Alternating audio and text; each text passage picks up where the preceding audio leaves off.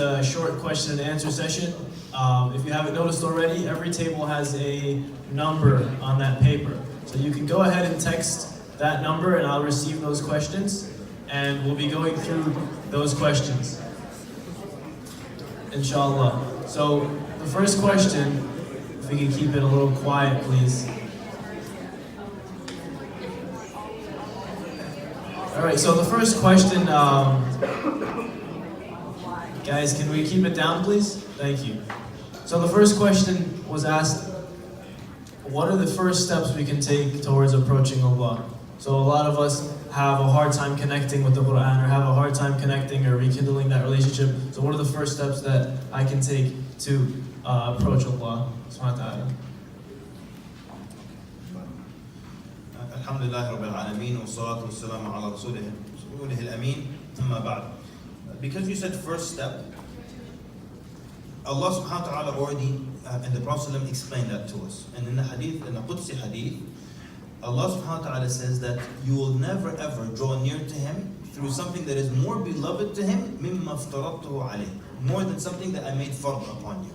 So sometimes what happens, someone wants to turn to Allah. So they're still missing their 5 prayers and everything, but they're trying hard to do qiyam and to do extra fast and all that stuff. And that's not a problem, but they should put more of their effort into what Allah made obligatory first. Because you will never draw near to Allah with something more beloved to Him than what He made obligatory upon you first. So sometimes people neglect what is obligatory and they try to do extra, sometimes even at the expense of obligatory, and they're missing the more important one. So that's the first thing. Then the hadith continues, and وَلَا يَزَالُ عَبْدِي يَتَقَرَّبُ إِلَيَّ بِالنَّوَافِلْ حَتَّى أُحِبَّهُ. And my servant will continue, لا يزال, يعني continue to draw nearer to me with nawafil. Nawafil are not just the 2 rak'at nafil here and there. The scholars say nawafil, anything that is not obligatory. Yani, if I give charity, that's a nafila. If I fast a day outside of Ramadan, nafila. Anything extra on my part, you will keep and continue to do that until Allah subhanahu wa ta'ala loves you. And if Allah subhanahu wa ta'ala loves you, the angels will love you, all the angels in the heavens. And then Allah will give you acceptance, love of people in the earth. That's a whole lecture by itself, what happens when Allah Azza wa Jalla loves you. But, so you asked about the first step. First step is focus on what Allah Azza wa Jalla made obligatory. Get that going, and then you keep drawing nearer to Allah Azza wa Jalla with the nawafil until Allah Azza wa Jalla loves you. And if Allah Azza wa Jalla loves you, you've got it made. Wallahu ta'ala. So the next question is, it is common belief that all sins we do come from shaitan, but many times our nafs plays a very large role in punishing us towards what is haram, or pushing us towards what is haram. How can one attempt to limit his or her nafs from leading us astray? Okay, good. I like that you figured out that it's the nafs and it's not the shaitan to blame. And that's why in the Quran you'll never ever see a sin blamed on the shaitan. Did you ever see that in the Quran? Ever, that the sin was blamed on the shaitan? Because he doesn't force you to do things, right? So that's why you can't blame a sin on him. And no one's sin is ever blamed on someone else. Because the shaitan just suggests and you do it, right? I lost my train of thought here. I had some great ideas. They escaped. What was that question? Aywa? Aywa, yeah, exactly. So what I want to say is that what's smart about this discovery is that, you know when Ramadan comes and we know that the shayateen, and some scholars say the major shayateen are tied up, chained up in Ramadan. So why isn't it that when Eid comes, you don't notice a difference? That you're you in Ramadan and outside of Ramadan. You don't notice a difference, do you? It's not like outside, when Eid comes, you hear something like, I'm bad. Where have you been? I missed you. حبيبي. عربي كسم على طول. فينك حبيبي؟ أهلا عيوني. All right.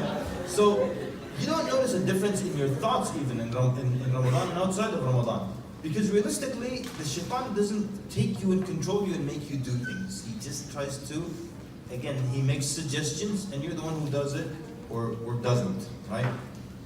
So you're saying, how can we control our nafs? Is that what it was? So controlling the nafs is one. Here's one answer. One answer, really. And I'm a firm believer in these things. I call them training. Like, how can I get myself to do this? How can I stop myself from doing that? It's all training. It's not from listening to a lecture on it, or I give you a secret dua that I don't give everybody. It's just you training yourself constantly until you get it under control. Until you get it under control. يعني, the Prophet who said, إِنَّمَا الْعِلْمُ بِالتَّعَلُّمِ وَالْحِلْمُ بِالتَّحَلُّمِ. It's so beautiful.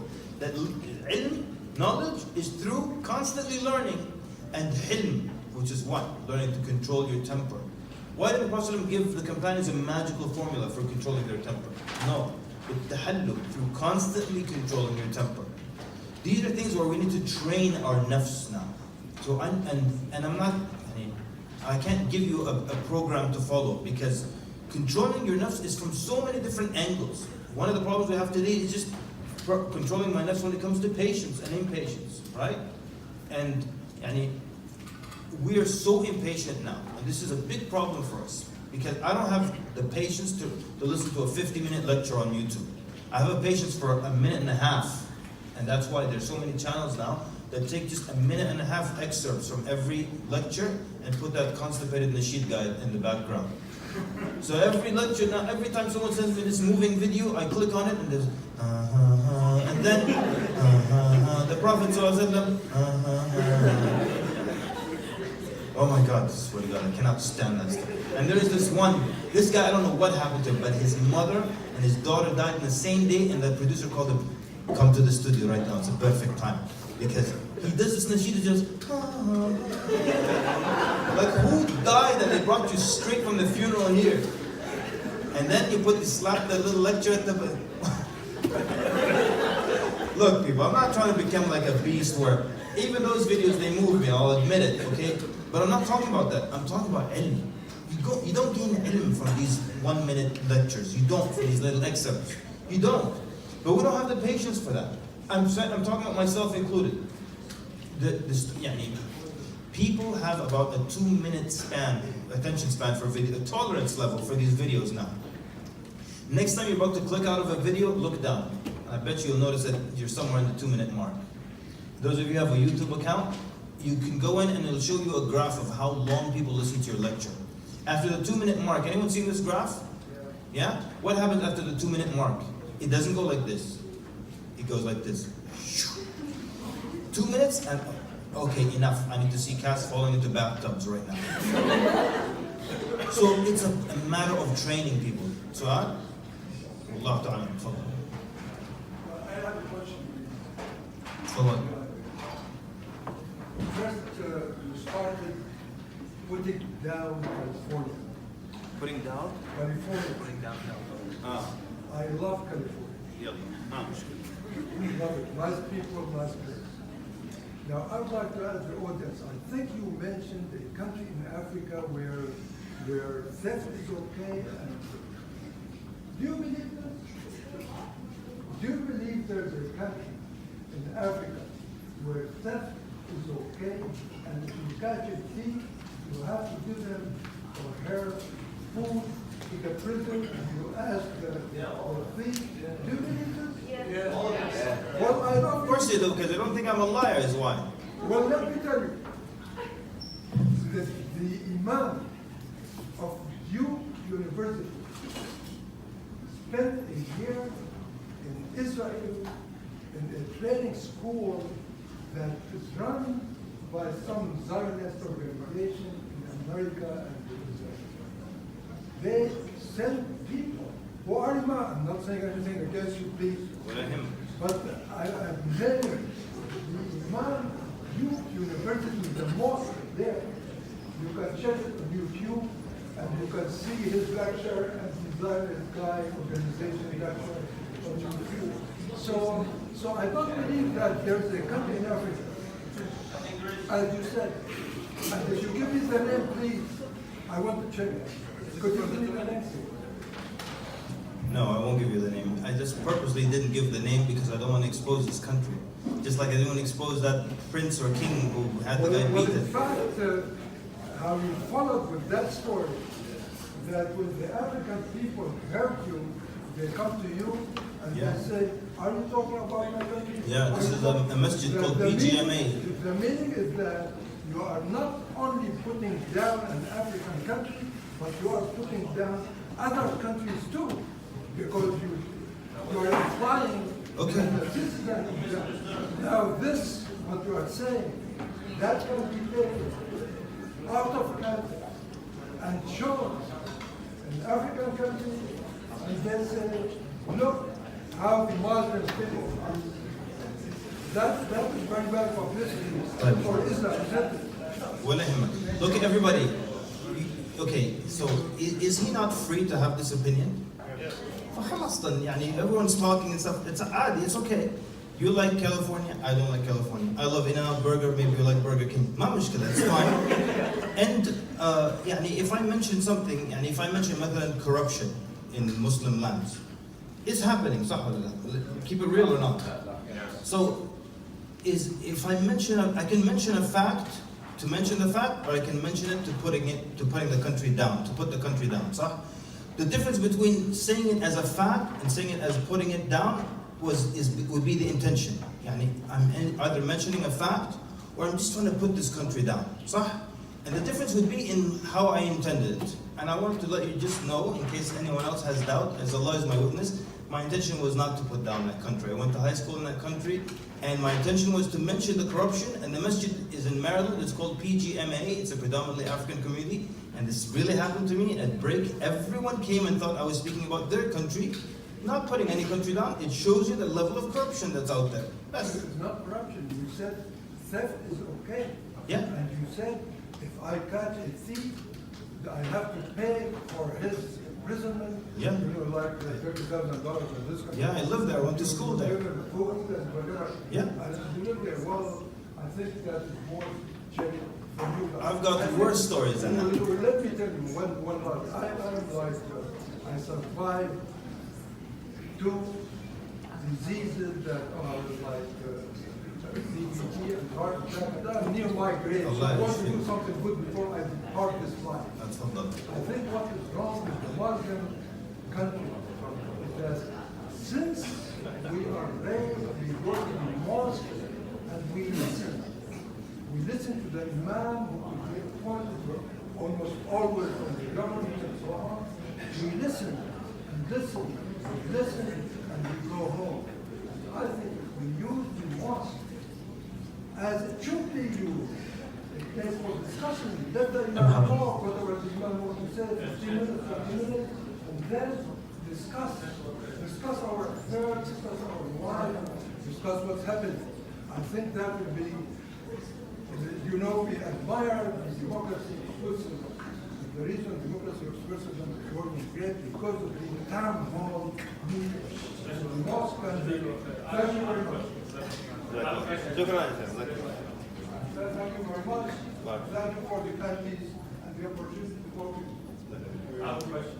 So when we're in a situation where we're, we're thinking about Al-Wasi, how do we balance between doing something with the intention of putting our best image forward, but at the same time only doing it with a sincere intention to do ihsan and not to do shirk? Like where does the balance come? Best image, you said? Putting your best image forward, best without sacrificing your intention, etc.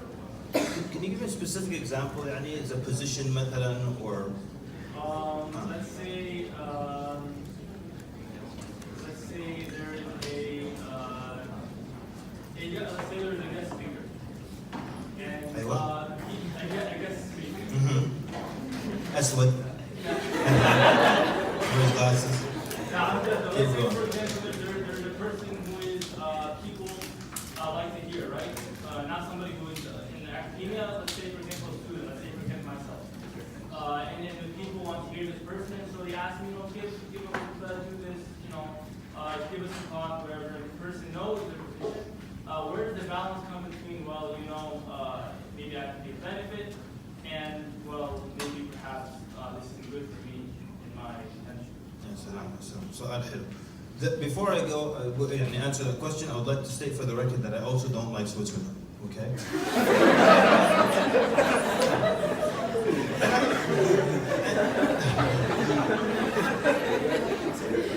And I like that you're laughing because you get me, okay? And I get this every couple of lectures. Sometimes someone doesn't get or doesn't even like your style, which is very, very okay. And the scholars, by the way, have spoken about when you don't like someone's style. It's very, very acceptable, all right? And I'll tell you the weird thing, which is, you might find that a little weird. Like, I know I love to joke in my lectures, and I don't plan the jokes. They come naturally, all right? But at the same time, I don't like listening to speakers who joke. So it's weird. So everyone's different, right? I accept that, you know? And people come to me, I didn't like the joke about this. I'm like, okay, it's just a joke, just leave it, you know? One time, it's a true story, in North Carolina, this sister came to me and said, I love the class and everything, then suddenly she started crying. She said, I did not like the deer joke that you told in class. And I told her, sister, that was not a joke. You really did that to the deer. Because it was a true story. We did this bad thing to this deer, but if you're like, and I want you to know, it tasted incredible. It was unbelievable. Like, this is so good.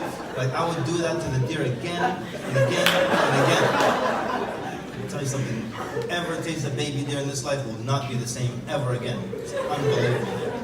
Bambi, let me tell you something. That hunter made a mistake. He should have killed Bambi, not his mother. Baby deer tastes amazing. We went to this Lebanese butcher. He gave us some of these Arab spices. He just said, kubba aliyah, but that's all, man. I just poured it on like that. A friend of mine called his mother in Jordan. He showed him what pine nuts to mix in the rice. We stuffed that little thing with it. Oh, okay. You were saying, so perfect. This is such a brilliant question. And you're going to have to, the answer to this question has to be like this. They really, so they need a khutbah. They need someone to give a khutbah. Should I step up? Is it good for me to step up? What if I feel I can benefit people? What if there's no one qualified? These are the things, exactly what you said in your question, are the things that you have to weigh here. So, is there anyone else qualified? All right? Is there anyone else that can do this job? Or suppose there are 2 or 3 other people who can do this job. Can I bring some kind of benefit to people? All right? Now, as a general attitude, you always try to bring khair to others. Always try to pass khair on to other people, but you always keep yourself in check. What I really want to warn about is when we allow the shaitan or / checking our intention and our sincerity to be the obstacle to us doing khair. And every time where I could have helped the community, where I could have helped my MSA, I stopped myself because, is this sincere? Is this, look, I know we have 2 narratives when it comes, or 2 attitudes towards intention. Sometimes you find scholars talking about the intention as the most difficult thing. And here's, okay, everyone with me? Okay, I'm going all over the place, but this is very important. Sometimes you hear scholars talking about the intention is the most difficult thing. And Hassan al-Basri would say, for 40 years, I never put my hand out, nor back, nor put my foot out, except that I thought, is this for the sake of Allah Azza wa Jalla or not? And many times you can find that some narrations making something really difficult, but you got to look at the other side, and you'll find them, other narrations making it really simple. You put them together, and you understand how to manage it. So as much as we have statements from scholars talking about how much they wrestled with their intention, you also find statements of scholars talking about how it's so easy to check your intention. You just check and recheck, and in the middle of the act you can stop and check again, and keep working. Don't paralyze yourself because, what if I'm doing this for the sake of this, and for the sake of the popularity? Like, stop yourself and talk to Allah Azza wa Jalla. Ya Allah, bear witness that I'm doing this, inshallah, just for your sake. And not because of this, and not because of that. And if you find yourself doing it because of this issue, stop yourself and say, okay, deal with it. I'm not doing it because of that issue. And tell yourself, speak to yourself, give yourself a pep talk. Ittaqillah ya akhi, may have purity of intention, like that. If you can benefit the community, always try to benefit. And always keep yourself in check. Don't believe that you're the sheikh. Don't believe that you're the mufti. Don't believe because people praise you that it's that. Wallahi, that's the best, that's the only way to survive. In this world of constant praise, it's such a disaster. People praise you and they don't know how praising you, they don't know how damaging that could be to you. Imagine someone for years, he travels and just hears praise. It'll go to his head. You know, you have to keep yourself in check. And I'll tell you 2 things, and this is just one of them personal, we'll keep it between us. But for example, when I travel, and I've been traveling for like 16 years now, I've had it, right? I have a rule, nobody cares, nobody takes my bag. I take my bag, I pull my bag, I lift my bag, nobody touches it. That's the rule. Now here's the secret part between us. Sometimes, even though this is my rule and no one's ever taken my bag, sometimes when the brother doesn't offer to take my bag, I'm like, what's with this guy? He doesn't try to take my bag. Then I told myself, what is wrong with you, Kamal? If he tries to take your bag, you will wrestle and fight him. As I'm Arab, we will, we'll do that for half an hour, and I will refuse to let him take my bag. So why do you want him to offer to take your bag? You see what I'm saying? How things can go to your head? That's the first thing. The other thing I want to say is it's just a funny story. It has no moral in it. It's just when I was chaplain of George Mason University in Virginia, Friday morning this guy calls me up. He'd never given a khutbah before at the school. He calls me up. He's like, please let me give the Jum'ah khutbah today. What? Please, just let me look into this. I call people, what's up with this guy? Why does he want to give a khutbah? He calls me back, please can I give the khutbah? Please let me give the khutbah. I'm like, okay, why do you want to give the khutbah? Just level with me. He said, because the girl I want to marry is going to be in the audience. Ya hello inta, ya haneyn. Listen, you're going to stand up and tell us, ittaqullah. Because the girl is there, and every now and then he's like, waqala. And bring your own little thing and like that's an example of like someone who didn't pause with himself for a second to check their intention. I gotta pause and say, okay, why am I doing this? Let me tell you something, and this is beneficial. One of my teachers, his name is Sheikh Jafar Idris Hafidhahullah, he said that in the middle of the lecture, the shaitan will come to him. Because the shaitan tries to corrupt your good deed, even in the middle of it, right? It doesn't give you a break. He said, I'll be giving a lecture to a room of 3,000, sometimes scholars and stuff, and the shaitan will come to him and say, oh, look at you, you're a big shot, commanding the attention of all these people, and try to corrupt his work. So he said, I'll just counter the shaitan just by going along with him, like, yes, of course, I know I'm a great speaker, now get lost. You know, just like that. I won't allow him to just ruin everything that I do. Oh yes, maybe I am showing off. And then I cut my lecture short. You know, don't let the shaitan change your action. Don't let him be what's making you do the thing. Don't let him stop you from doing the good. Just do what you can sincerely. If you're not sure if you're sincere or not, stop, pause, check, renew your intention, make a new deal with Allah Azza wa Jal, and move forward. May Allah bring benefit through all of you, inshallah. Barakallahu feek. We're going to do one more question and inshallah we'll move into food, the reason you guys are all here.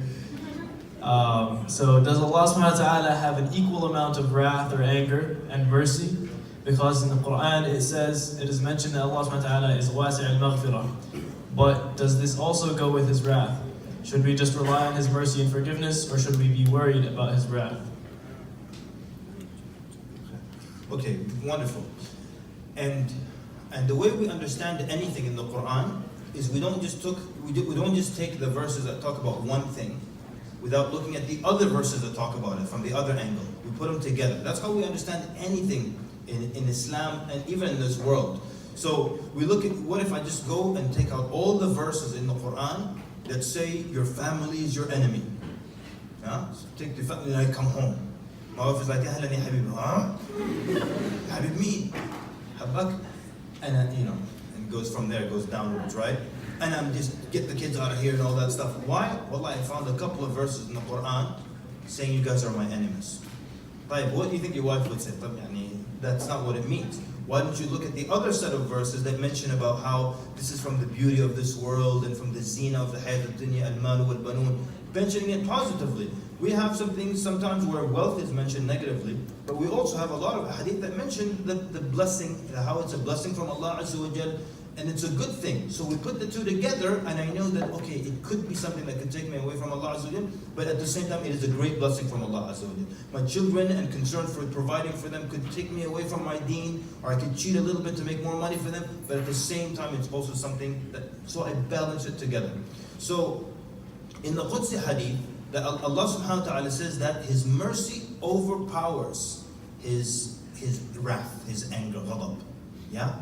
So when I see that, I don't just take that verse standalone by itself and say, okay, Allah is wasi', so we're going to apply this expanding everything to every attribute. Wrath expanded برضو. لا.